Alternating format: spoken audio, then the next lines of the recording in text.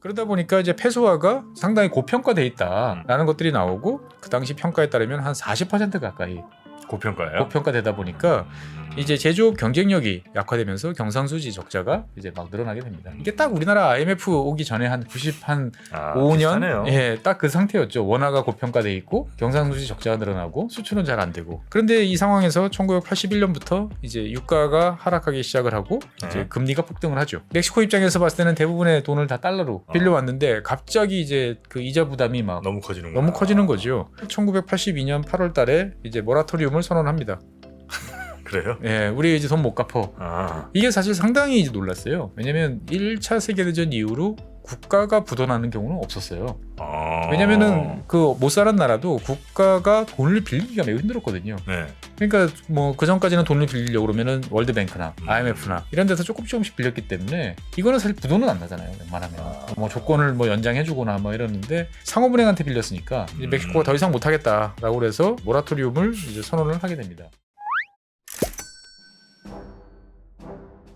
최준영 박사의 지구본 연구소, 오늘도 흥미로운 전 세계 이야기 전해드리겠습니다. 반갑습니다, 종프로고요. 네, 최준영입니다. 네. 자, 오늘은 저희 원래 신도 좀 네, 빼야죠. 신도 빼야죠. 네, 네네. 멕시코. 네. 멕시코에 오늘은 어떤 얘기 좀 해주십니까? 뭐 우리보다 먼저 겪은 게 멕시코가 좀 몇 개 있어요. 올림픽도 먼저 개최하고. 그렇죠. 우리는 1988년에 88년. 예. 이제 멕시코는 1968년. 일찍 했네요. 그러니까 저희보다 훨씬 네. 예, 앞서서 개최했던 나라고. 네. 뭐 그렇게 좋은 것도 먼저 했지만 안 좋은 것도 저희보다 먼저 했었죠. IMF? 예. 그랬을 것 같은 느낌이. IMF랑 꽤 친한 나라입니다. 그래서 우리나라가 이제 1997년 이제 IMF 겪었을 때 그 당시에 이제 보면은 멕시코 사례 분석한 보고서들을 제가 옛날에 봤던 기억들이 꽤 나와요. 네, 어떻게 했나. 네네. 예. 근데 새삼 오늘 한번 이제 소개해드리고 싶어가지고 네. 관련된 이야기를 좀 해보려고 합니다. 사실 멕시코 같은 경우는 뭐 지난 시간에 몇 차례 걸쳐서 말씀드렸지만 석유도 나고, 뭐 경제 성장도 꾸준히 잘 되고, 네.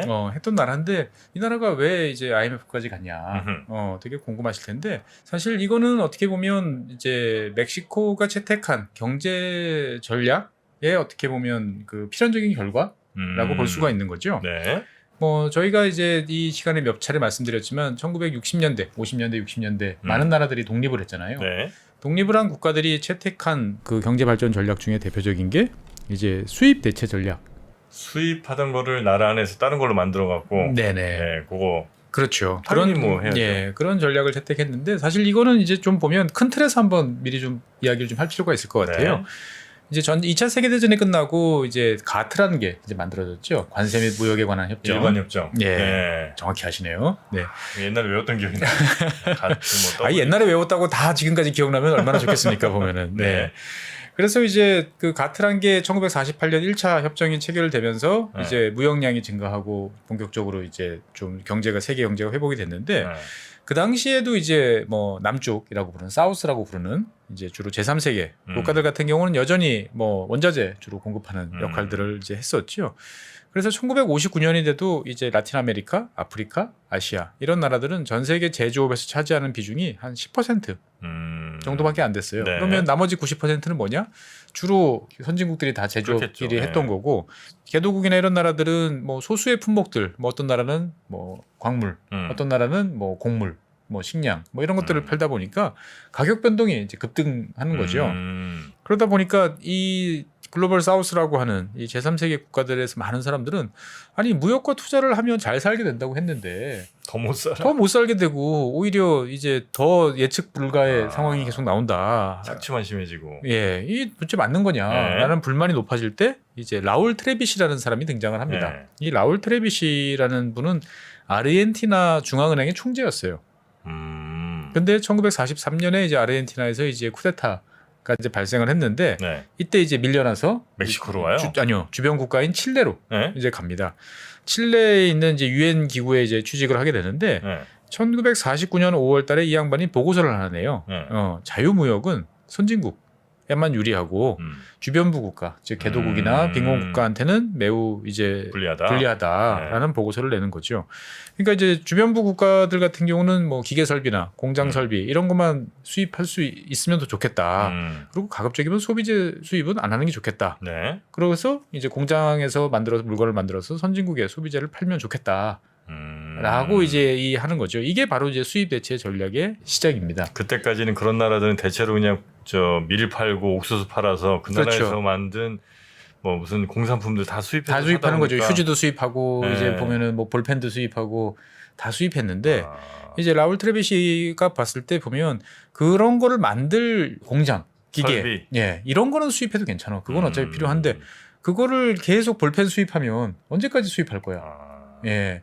그래서 꼭 필요한 생필품들은 우리가 직접 만드는 게 낫지 않냐라는 게 이제 수입 대체 전략이었고 1950년대 이후에 이게 정말 요즘 표현으로 하면 이제 글로벌 히트를 칩니다. 아 그래요? 예, 이제 새로 독립을 했는데 언제까지 우리가 식민 모국에 사로잡혀 있을 거야. 화끈하게 우리도 뭔가 좀 해보자. 네네네. 라고 이제 갔던 거고. 그래서 멕시코 같은 경우도 1960년대 이후에 계속 관세를 매우 높게 유지를 합니다. 왜냐하면 관세를 높게 유지를 해야 웬만한 수입품들은 잘 안 들어오겠죠. 국산이 싸니까. 그렇죠, 상대적으로. 네. 그리고 저번 시간에 말씀드린 것처럼 헌법으로 이제 석유 산업에 대해서 외국인들의 투자를 이제 막습니다. 그러니까 왜냐하면 이제 미국이 두려웠던 거예요. 네네네. 네.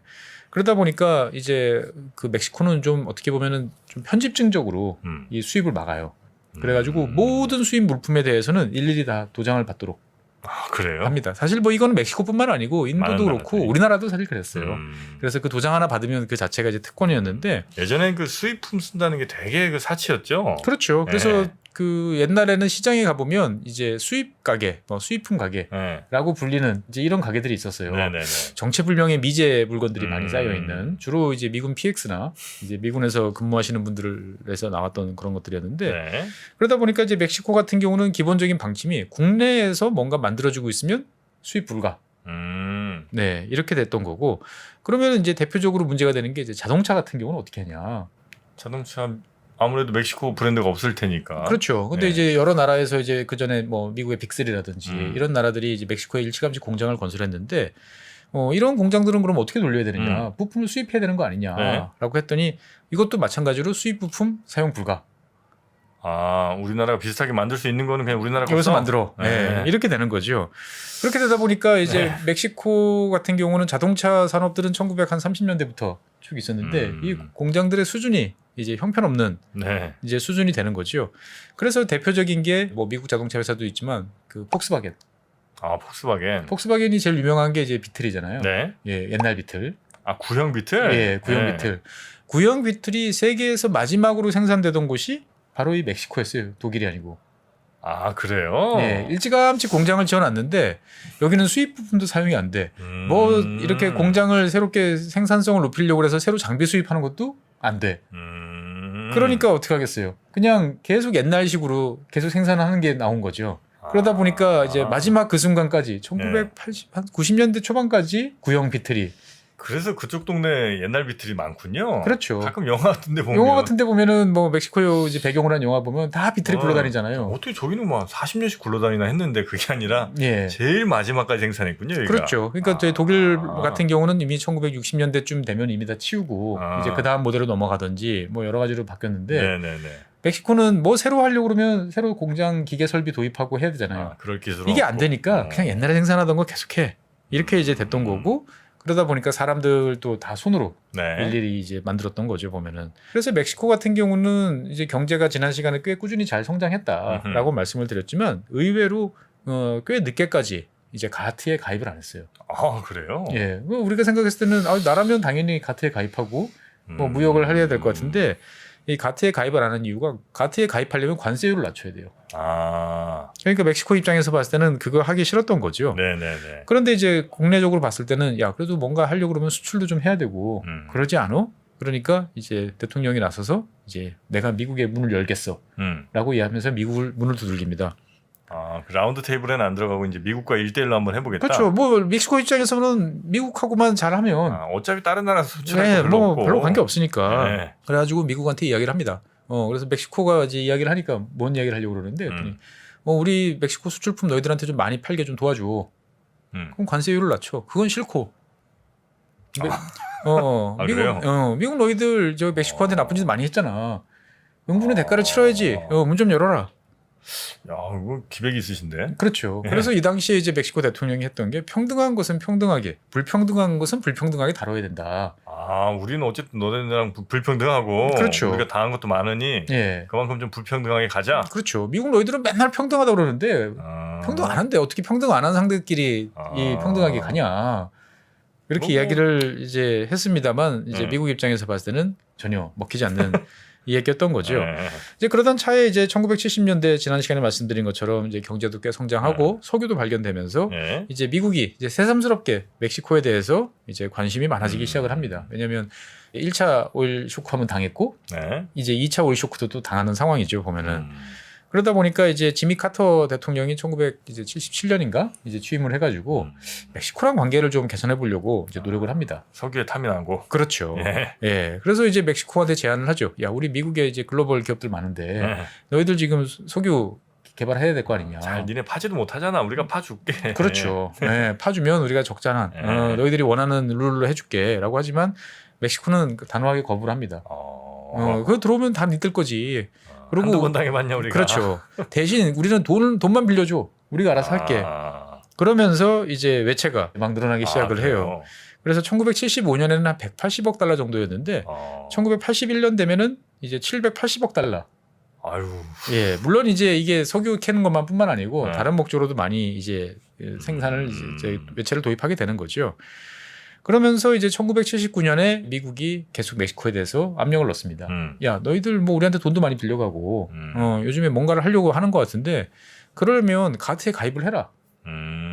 예. 그래서 가트에 가입하면 너희들 이제 지금 돈 많이 빌려 쓰는 거 우리가 보아하니 좀 불안한데 이 물건도 좀 팔고 좀 해가지고 갚아야 되지 않겠냐? 안 그러면 우리 쪽에서 너희들한테 돈 주기 힘들어. 라고 이야기를 해서 멕시코가 그럼 가입해볼까? 그래서 이제 선언을 합니다. 가서 가입해요. 가입하겠다. 근데 문제는 이제 가트를 가입하겠다. 그랬더니 이제 대규모 소요 사태가 벌어집니다. 이 매판 자본의 나라를 팔아먹는 이 나쁜 이 정치 세력들 물러가라. 뭐 이제 등장하는 거죠. 이제 보면은. 예. 그러니까 우리가 생각해 보면은 또 이해되는 면도 있죠. 우리도 옛날에 그랬잖아요. 뭐 이제 미국 영화 개방해라 그랬더니 막 영화관에 뱀 풀고. 그랬죠. 예. 스크린 쿼터 지켜야 된다. 예. 뭐 이런 것들. 예. 그러다 보니까 이제 멕시코는 가트에 이제 다시 가입하지도 않고. 예. 우리 석유 좀 잘 팔아가지고 계속 앞으로 이렇게 먹고 살면 될 텐데 넘어갑시다. 라고 이제 이야기를 하고 가트 가입을 철회를 합니다. 아, 그래요? 근데 문제는 뭐냐면은 이제 외국에서 많은 돈을 빌려와가지고 이제 석유 이제 채굴을 막 이렇게 여기저기 설비를 갖춰놨는데 생산량이 생각보다 덜 나와요. 그러니까 이제 계산에 이제 차질이 이제 빚어지기 시작을 하는 거죠. 그런데 해외에서 이제 돈이 막 들어오기 시작을 하는 거죠. 돈이 막 들어오기 시작을 하니까 이 돈이 국내에 풀리니까 사람들이 이제 되게 부자가 된 느낌이 드는 거예요. 외채가 막 풀리고 페소가 막 많아지니까 물가 좀 올라가겠네요. 그렇죠. 물가가 그래서 78년부터 81년까지 연평균 한 20% 이상. 아이고. 근데 이 당시는 전 세계적으로 다 인플레이션 시대였기 때문에 이 자체가 이제 문제는 아니었는데 문제는 어디서 터졌냐면은 이 외국에서 이 돈 빌려준 사람들이 멕시코 지금 석유가 생각대로 안 나는데 얘네들 통화 가치가 그러면 좀 과대평가된 거 아닌가? 일단 빌려준 돈 일단 받자. 예, 받으려고 하는데 이제 통화 가치에 대해서 먼저 의구심이 드는 거죠. 이제 보면은. 그러다 보니까 이제 페소화가 상당히 고평가돼 있다라는 것들이 나오고 실제로 이제 보면은 페소화가 그 당시 평가에 따르면 한 40% 가까이 고평가되다 보니까 이제 제조업 경쟁력이 약화되면서 경상수지 적자가 이제 막 늘어나게 됩니다. 이게 딱 우리나라 IMF 오기 전에 한 5년 비슷하네요. 예, 딱 그 상태였죠. 원화가 고평가돼 있고 경상수지 적자가 늘어나고 수출은 잘 안 되고 뭐 이런 상황이었던 거죠. 그런데 이 상황에서 1981년부터 이제 유가가 하락하기 시작을 하고 이제 금리가 폭등을 하죠. 1982년에 미국이 기준금리를 이제 18.9% 예, 이렇게 올라가니까 멕시코 입장에서 봤을 때는 대부분의 돈을 다 달러로 빌려왔는데 갑자기 이제 그 이자 부담이 막 너무 커지는 거죠. 그러다 보니까 1982년 8월 달에 이제 모라토리움을 선언합니다. 그래요? 예, 우리 이제 돈 못 갚어. 이게 사실 상당히 이제 놀랐어요. 왜냐면 1차 세계대전 이후로 국가가 부도나는 경우는 없었어요. 왜냐면은 그 못 살은 나라도 국가가 돈을 빌리기가 매우 힘들었거든요. 그러니까 뭐 그 전까지는 돈을 빌리려고 그러면은 이제 월드뱅크나 IMF나 이런 데서 조금씩 빌렸기 때문에 이거는 사실 부도는 안 나잖아요. 웬만하면 뭐 조건을 뭐 연장해주거나 뭐 이러는데 상업은행한테 빌렸으니까 이제 멕시코가 더 이상 못하겠다라고 그래서 모라토리움을 이제 선언을 하게 됩니다. 네, 배째라. 예. 그러면서 이제 선언을 하고 나니까 이제 일단은 뭐 챙겨야 될 건 챙기니까 이제 이 상황에서 제일 문제되는 건 항상 이 금융업이잖아요. 예. 은행. 그래가지고 은행들을 한꺼번에 또 국유화를 해버립니다. 멕시코 은행들을. 예. 쉽지 않은 것 같은데. 예. 그런데 이제 이때 또 문제가 생긴 게 뭐냐면은 멕시코 은행들은 멕시코 내에 있던 많은 대부분의 기업들의 주식들을 대규모로 소유를 하고 있었어요.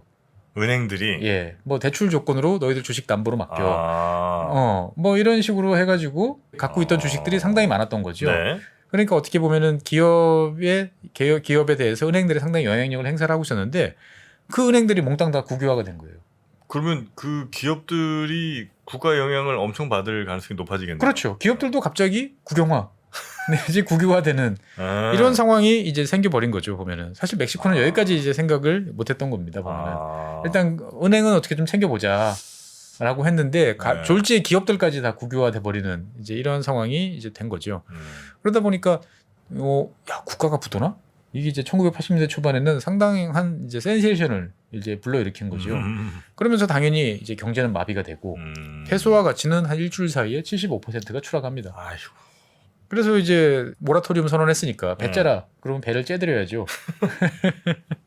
어떻게 해요? 그래서 1982년 10월달 한 2달 동안에 긴급하게 이제 IMF와 미국이 달라붙어가지고 구제 방안을 이제 도출을 하게 됩니다. 그러니까 수수를 집도해요? 그렇죠. 그러니까 이제 82년이니까 우리는 97년 한 15년 전에 미리 이제 겪은 거죠. 한참 선배님이신 거죠. 네. 예. 그래서 이제 당시 IMF가 이제 36억 달러를 지원을 하면서 네. 일단 급한 불을 좀 꺼보자, 라고 이야기를 합니다. 그러면서 당연히 이때부터 이제 조건이 이제 나오기 시작을 하는 거죠. 돈을 빌려 쓰려면 통화 공급을 축소해라. 그 다음에 긴축 재정을 해라. 환율을 인상해라. 네. 뭐 이자율을 높여라. 뭐 등등의 이제 인플레이션 억제 조치들이 이제 등장을 하게 되는 거죠. 사실 우리가 이제 IMF 때 워싱턴 컨센서스라는 얘기를 되게 많이 들었잖아요. 워싱턴 컨센서스. 예. 그러니까 이제 우리가 뭐 신자유주의에 네. 따라서 뭐 뭔가 이제 IMF가 개입을 하면은 네. 이렇게 저렇게 해야 된다. 재정을 건전하게 해야 되고 정부는 긴축 재정을 운영해야 되고 뭐 등등의 조건이 있는데 이게 이 멕시코 때 나온 거예요. 아, 그래요? 멕시코가 이제 보니까 돈을 많이 이제 빌려줬는데 이거 그냥 놔두면 배째라면 난리 나잖아요. 그러면 이제 뭔가 조정을 해야 되는데 얘네들한테 어떤 게 필요하느냐라고 일단은 멕시코랑 협상하기 전에 이제 워싱턴에서 이제 금융기관, IMF 이런 사람들끼리 모였는데 이때 이제 뭐 공식적인 뭐 어떤 합의나 이런 건 아니었고 대충 이런 룰이 필요하지 않느냐라는 게 이제 만들어졌던 거죠. 그래서 1983년 다시 그 외채 협상을 타결을 합니다. 네. 그러니까 IMF한테 36억 불 받아서 일단 급한 불 끄고 그 다음에 이제 많은 그 채권 은행들이 있을 거 아니에요. 네. 이 은행들하고 이제 채무 조정에 나서는 거죠. 그래서 8년 만기, 그 다음에 리보 금리 플러스 1.875%로 네. 이제 신규 대출을 해주는 거죠. 대환 대출을 하는 거죠. 예, 그래서 이 협상을 이제 타결을 합니다. 이것도 이제 우리가 보던 모습이랑 비슷한 거죠. 보면은 일단 IMF가 개입을 해서 급한 불 꺼주고 그 다음에 채무 조정해가지고 네. 예 간다. 라고 하는 거죠. 근데 이제 문제는 이 와중에 경제는 마이너스 한 4% 이제 가게 되고 물가 상승률은 한 100% 네네. 가까이 이제 되게 됩니다. 그래서 이제 1984년 같은 경우도 이제 다시 나머지 이제 만기가 도래하는 외채에 대해서 한 500억 달러 정도에 대해서 재협상을 성공을 해요. 그래서 82년부터 이제 모라토리움 선언하고 네. 83년, 84년 한 2년에 걸쳐 가지고 상당 부분 이제 조정을 이제 하면서 뭔가 경제가 좀 살아나나 뭐 이런 생각이 들었는데 문제는 1985년에 이제 터집니다. 85년에 선거가 네. 이제 앞두고 있었어요. 그러니까 선거를 앞두는데 이렇게 긴축 재정을 하면 당연히 집권 여당 입장에서 봤을 때는 망하는 길이죠 보면은. 네. 그러다 보니까 포퓰리즘? 예. 그러다 보니까 공공 지출을 슬금슬금 다시 늘립니다. 보면 예, 뭐 치료 사업도 하고 뭐 다리도 놓고 뭐 이제 하는 거죠. 그러니까 이제 IMF가 이거 약속 위반. 그러면서 원래 이제 지불하기로 했던 9억 달러 대출해주기로 했던 것들을 이제 지급 중단을 이제 하게 됩니다. 하게 되니까 이제 불안한 마음으로 이렇게 지켜보고 있던 이제 외국인 투자자들이 페소화를 이제 대량으로 또 투매하는 일이 발 빼야지. 예. 그래서 85년 7월달에 다시 이제 53% 이제 평가절하가 됩니다. 아휴. 그러니까 아까 뭐 75% 평가절하, 다시 53% 평가절하. 그러니까 페소화를 갖고 있으면 완전히 이제 거지가 되는 거죠. 그러네요. 벼락거지네. 그렇죠. 근데 반대로 달러를 가지고 있으면 벼락부자 되는 벼락부자가 되는 거죠. 그러다 보니까 멕시코의 모든 사람들, 모든 기업들은 그 가지고 있는 뭔가 내다 팔아서 달러를 벌 수 있는 것들은 이제 총력전을 펼치게 됩니다. 그래서 이제 필사적으로 해외 수출을 하다 보니까 네. 이제 70년대 말에 비해서 80년대 한 중반쯤 되면은 비석유류 수출이 한 4배 가까이 들어갑니다. 달러벌이 나선 거죠, 국가적으로. 석유류 말고 예. 나머지 제품들이 4배 늘었다. 예, 뭐든지 막 이제 집에서 이제 뜨개질한 것도 내다 팔고, 산에 가서 나무도 갖다 캐서 팔고, 조각해서 팔고. 일단 페소화도 일단 싹 쓸 테고. 그렇죠. 예. 예, 달러만 벌면 무조건 내가 돈 번다라고 하니까 너도 나도 이제 그 수출 전선에 나선 거죠.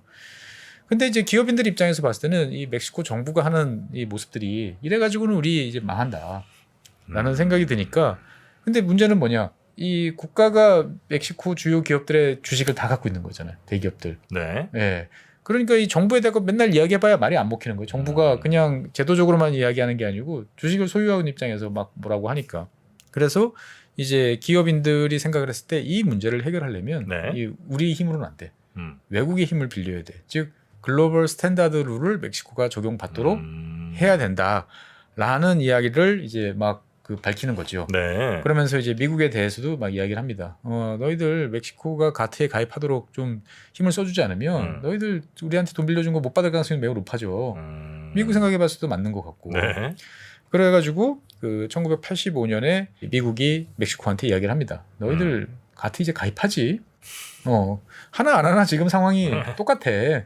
그리고 어차피 너희들 입장에서 봤을 때는 페소화가 지금 그렇게 평가절하돼 있기 때문에 지금 하면 수출 잘 될 걸. 라고 이야기를 합니다. 그러면서 이제 미국이 멕시코를 도와주는 차원에서 너희들이 원하던 무역 협정에 대해서도 우리 한번 논의해볼 여지는 있어. 라고 이제 이야기를 하게 됩니다. 왜냐하면 이 당시에 이제 미국하고 캐나다가 먼저 무역 협정을 체결을 했거든요.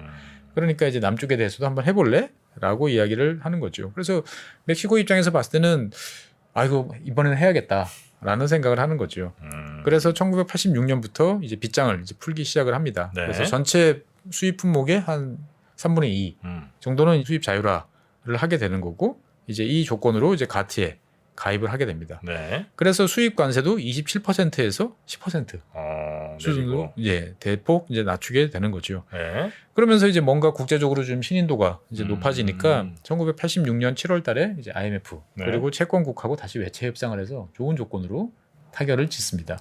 그럼 이렇게 오래 간 거예요? 네. 우리는 1997년에 딱 해가지고 한 2년 만에 거의 끝냈잖아요. 했잖아요. 예. 여기는 그렇지 않습니다. 그러니까 지금 82년에 국가부도 했는데 86년까지 이야기했죠.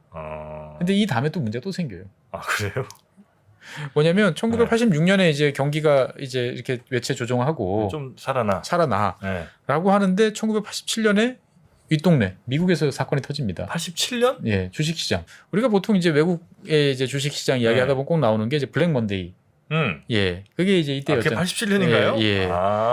그러면서 이제 주식시장이 이제 대붕괴를 이제 하게 되는 거죠. 아이고. 그러다 보니 이제 뭐 멕시코 이런 쪽 같은 경우는 뭐 그 파편을 유탄을 맞을 수밖에 없는 거죠. 워낙 미국에 많이 종속돼 있으니까. 그렇죠. 야 미국이 이런 모양인데 내가 페소화 이 채권 뭐 통화 가지고 있어봐야 뭐해? 또 막 던지는 거죠. 그래서 하루 아침에 다시 또 페소화가 67%또 평가절하됩니다. 아이고. 그러니까 뭐 이게 우리끼리 잘하려고 그러는데 왜 이번에 외부에서 맞은 거죠 보면은. 그래서 이 정부가 멕시코 정부가 야 이거를 이런 식으로 도저히 해결이 안 되겠다. 그래서 우리 내부적으로 봤을 때 이 외부 상황이 어떻게 변하든 우리 입장을 명확히 하고 외국인들한테 신뢰를 얻고 이걸 좀 다지자라고 그래가지고 이제 정부, 기업, 그다음에 노동자, 농민 이 사자 대표 간의 협상으로 이제 경제 연대 협약이라는 걸 체결합니다. 우리가 정부 정책을 이제 이런 식으로 끌고 나가겠습니다. 여기에 대해서도 뭐 이를테면 노동자들은 임금 인상에 대해서 이 정도 이상에 대해서는 요구하지 않겠다. 농민들에 대해서는 뭐 이런 거는 챙겨주겠습니다. 우리도 소요 사태나 이런 것들에 대해서는 자제하겠다. 기업들은 뭐 어떤 역할을 하고 고용 안정시키고 이런 거 하겠죠. 그러니까 우리 뭐 노사정 이런 거 노사정에 플러스 농민이네. 그렇죠. 예. 그러면서 1989년, 1993년 이럴 때 이제 외국인 투자법을 이제 개정을 하면서 전 모든 분야에 대해서 뭐 국방이나 이런 분야를 제외한 모든 분야에 대해서 외국인 투자를 허용을 하게 되는 거죠. 그러면서 그 내국인과의 차별도 이제 철폐를 이제 하게 됩니다. 그러면서 이제 우리가 아는 익숙한 시나리오들이 나와요. 그 공기업 민영화. 네. 그래서 원래 82년 같은 경우는 멕시코의 공기업이 1,100개가 있었는데 네. 1994년이 되니까 190개로 줄어듭니다. 와, 한 7분의 1 이렇게 줄어드네. 그렇죠. 네. 그리고 이제 금융 자유화. 금융 자유화라는 게 뭐냐면 예금 금리 자유랍니다. 이거 사실 우리나라도 저 어릴 때 기억나요. 어릴 때 이제 금융 자유화라고 그래가지고 네. 이 예금 금리와 대출 금리를 자유화한다. 원래는 이게 누가 정해줬었나요? 정부가 통제했죠. 아, 그래요. 예. 그래서 그 당시에 이 자유화 이게 맞아? 은행이 마음대로 하는 거 맞습니까? 막 되게 의구심을 표했었어요. 예. 그리고 이제 멕시코도 1989년에 주식시장을 이제 개방을 하게 됩니다. 그리고 은행 민영화, 채권 시장 개방을 1991년에 이어서 하게 되는 거죠. 그러니까 어떻게 보면은 우리가 IMF 전후 뭐 이제 했던 일들을 네. 멕시코가 먼저 다 그러네요. 이제, 예, 네. 겪었던 거죠, 보면은. 그러면서 이러한 일을 겪으면서 인플레이션이 이제 130%에서 이제 94년 되니까 7%로 야. 예, 이제 내려가게 되고 네. 경제 성장도 이제 1989년부터 94년까지 연평균 한 3.5% 정도 잘 성장을 하게 됩니다. 이런 거를 미리 우리가 알고 있었으면 IMF를 좀 더 슬기롭게 잘 좀 대처를 국민들도 좀 하지 않았을까. 그렇죠. 하는 생각도 들기도 하네요. 예. 네. 그래서 이제 뒤늦게 보니까 그 우리나라에서도 이제 뭐 KDI라든지 이런 데 나온 자료들 보면 이제 그런 만시지탄 같은 게 있습니다. 보면은 좀 이거를 진작 좀 우리가 잘 알아서 이제 했었어야 될 텐데. 진짜 뭐 알짜 자산들도 많이 헐값에 헐값도 됐고요. 그 다음에 이제 협상을 할 때 이제 이걸 어디서부터 어떻게 협상을 해야 되는지도 잘 모르니까 이제 뭐 외국계 은행이라든지 뭐 아니면 컨설팅 회사들이 코치해준 대로 했는데 지나고 보니까 그렇게까지 양보 안 했어도 되는데. 그러니까 그게 다 지들 그 이익 그렇죠. 찾는 거였는데. 네. 그래서 이제 그런 것들을 이제 뒤늦게 이제 우리가 이제 알게 됐던 거죠. 네. 그러면서 이제 멕시코는 1990년대에 이제 네. 큰 결심을 하게 됩니다. 나프타, 북미 자유 무역 협정이라는 걸 체결하겠다라고 네네. 이야기를 하게 되는 거죠. 네. 왜 그러냐면 이제 멕시코가 1990년대 아까 이제 막 은행도 풀어, 뭐도 풀어 이제 막 이야기를 하는 거죠. 근데 여기에 대해서 제일 관심 많았던 거는 당연히 미국 기업인데 멕시코는 미국이 별로 내키지 않았던 거죠. 그래서 이제 멕시코는 유럽에 처음에 눈을 돌립니다. 예, 유럽에서 자본을 유치해서 네. 우리가 뭔가 이제 미국 시장에 좀 진출을 할 수 있는 여러 가지를 좀 하면 되지 않을까 싶어서 유럽의 여러 은행들 국가들을 두들겼는데 네. 관심이 없어요. 왜냐하면은 1989년에 이제 베를린 장벽이 무너지면서 유럽 입장에서 서유럽 입장에서 봤을 때는 동유럽 지역에 대규모 투자할 기회가 막 널렸는데 굳이 대서양 건너 뭐 멕시코까지 갈 필요가 없는 거죠.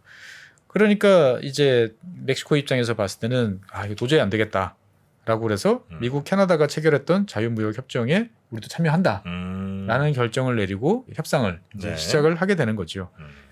그래서 사실 이제 어떻게 보면 이 나프타라는 것들은 우리가 생각했던 뭐 EU 같은 단일 시장하고는 좀 다른 이제 그런 면이었는데 어떻든 간에 나프타를 이제 92년 이제 체결을 하고 이제 94년 이제 발효를 하면서 이제 멕시코는 미국과 이제 급속도로 가까워지면서 시장이 이제 확대되게 되는 이제 모습을 가지게 되는 거죠. 네. 그러면서 이제 미국을 필두로 한 많은 다국적 기업들이 들어와서 지난번에 말씀드린 것처럼 이제 상당히 여러 이제 구색을 갖춘 제조업 이런 것들이 되는데 국내적으로 이제 문제가 이제 발생을 하는 거죠. 네. 왜냐하면 이제 94년에 이제 나프타 발효를 하게 되니까 제일 큰 타격을 입게 될 것으로 예상됐던 지역들이 농업이에요. 그렇죠. 우리도 그랬고.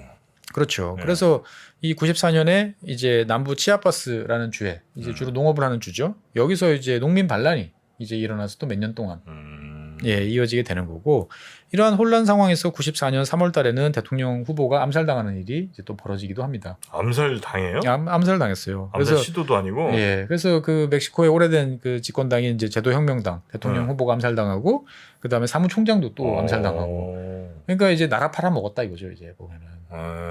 예.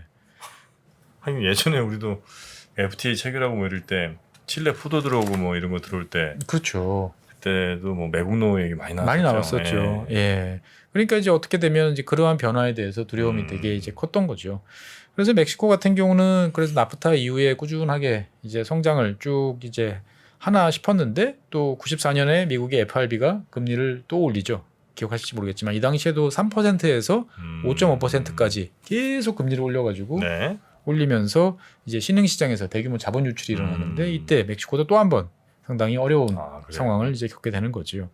그러니까 어떻게 보면 우리는 이제 한 2년 만에 이제 IMF 딱 털고 일어났는데 멕시코는 1982년부터 시작을 해서 지금 한 94년, 95년까지 아주 오랜 기간 동안 이 어려움을 이제 겪었던 거죠. 네네네. 진짜 오랫동안 참 많은 일들이 있었네요. 여기엔 70년대, 뭐 80년대. 그렇죠. 좀 좋아질만 하면 일 벌어지고. 네. 그래서 이제 90년대 이제 중반에 이런 일 겪고 좀 좋아지나 싶었더니 이번에는 아시아 국가들이 또 이제 IMF로 가는 걸 맞는 거죠. 아 그러네. 여기 이제 대충 한 90년대 중반쯤 마무리되고. 예. 그다음에 이제 태국으로 그게 전이가 그렇죠. 되고. 태국, 그다음에 러시아, 그다음에 네. 우리나라, 뭐 이제 말레이시아 이런 나라들이 이제 또 맡게 되는 거죠. 그러면서 당연히 또 이 신흥 국가들에서도 또 대규모 자본 유출이 또 발생을 네네네네. 하는데 멕시코가 또 한번 휘청하게 되는 거죠. 아 그때도. 예. 그래서 이제 좀 좋아지나 싶었는데 2000년대부터는 또 중국이 또 막 진입을 하니까 또 수출 경쟁력에서 또 밀려가지고 또 고생을 하는 그런 일이 벌어지기도 하는 거죠. 네네. 멕시코 같은 경우는 참 힘든 일을 많이 겪었다라고 이제 요약을 할 수가 있겠습니다. 네네네. 저 멕시코든 혹은 뭐 그 어떤 나라에서든 뭐 전 세계 막 경제 위기 뭐 이런 것들을 막 이렇게 얘기하는 컨텐츠가 있다면 거기에서도 우리나라가 아마 사례로 하나 들어가겠네요, 그죠? 그렇죠. 야, 그러니까 대한민국 같은 경우는 네. 외국에서 봤을 때 뭐라고 그래야 되나 경제 위기에 안 빠질 것 같았는데 네. 뭔가 정책적 판단 미스로 인해서 들어갔고 그 여파가 생각보다 훨씬 컸다. 보통 이런 식으로 많이 이야기를 해요.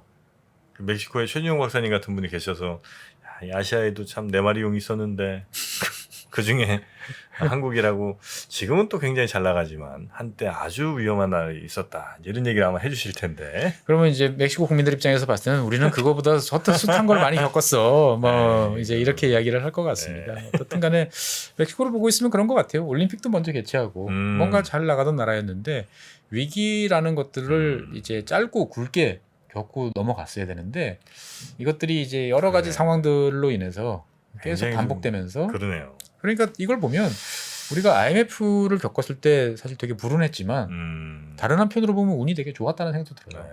우린 진짜 잘 극복했네요, 진짜. 왜냐하면 당시에 이제 미국이라는 어떻게 보면 확고부동한 탑이 있었고 어. 그 다음에 이제 세계 경제가 별로 그렇게 나쁘지 않은 이제 그런 상황이었던 거죠. 네네. 그리고 우리 입장에서 봤을 때는 이제 수출이 본격적으로 살아나야 되는 이런 상황에서 이제 중국이라는 나라가 대규모 수요처로 네네. 이제 등장을 하면서 되게 이제 위기를 금방 이제 탈출을 했던 거죠, 보면은. 2000년에 또 뭐 그 IT 버블도 있고 뭐 등등 해갖고. 네. 하여튼 그 뒤로 굉장히 또 우리는 잘 성장한 편이긴 한데. 어떻게 보면은 그 사이에, 그러니까 1980년대, 1990년대 한 10년 사이에 멕시코와 이제 대한민국의 운명이 이제 뒤바뀐 거 아닌가라는 생각도 좀 들어요. 네. 그나저나 멕시코 하면 또 마약 얘기를 빼놓을 수가 없는데 마약은 언제 합니까? 아, 그거는 이제 어떻게 보면은 멕시코의 미래의 고민. 이제 마지막 편에 제가 남겨놨습니다. 현재도 사실은 굉장히 큰 고민이고. 제일 큰 고민이죠. 그죠? 제가 이 시간에 사실 멕시코에 대해서 이 멕시코 편을 지금 한 7편 이제 했는데 되게 좀 좋고 긍정적인 면을 많이 이제 보여드리려고 노력을 했어요. 네. 사실 제가 봤을 때는 멕시코가 상당히 유망하고 잘 될 가능성이 꽤 높은 당분간 좋은 투자처이기도 하고 국가적으로 봤을 때 발전 가능성이 네. 높은데 문제는 이 마약이라고 하는 리스크가 크게 자리하고 있다. 네. 그래서 마약에 관한 이야기는 다음 시간에 좋습니다. 이야기해서 하도록 하겠습니다. 네. 자, 그럼 오늘은 여기서 마무리하고요. 다음 시간에 멕시코 마약 이야기 또 전해드리도록 하겠습니다. 함께해 주신 법무법인 율촌 최준영 박사님 고맙습니다. 네, 감사합니다. 장 시작 전부터 종료까지 쏟아지는 수많은 뉴스와 정보들. 이 중에서 어떤 것이 투자에 정말 도움이 되는 정보일까요? 3프로의 증시 셔터맨 박근영 마스터가 직접 정보를 선별하고 투자의 힌트를 드립니다. 시간도 아끼고 투자 아이디어도 얻는 시간, 박근영 부장의 마켓 힌트와 함께 하세요. 자세한 사항은 3프로 TV 앱과 홈페이지를 확인하세요.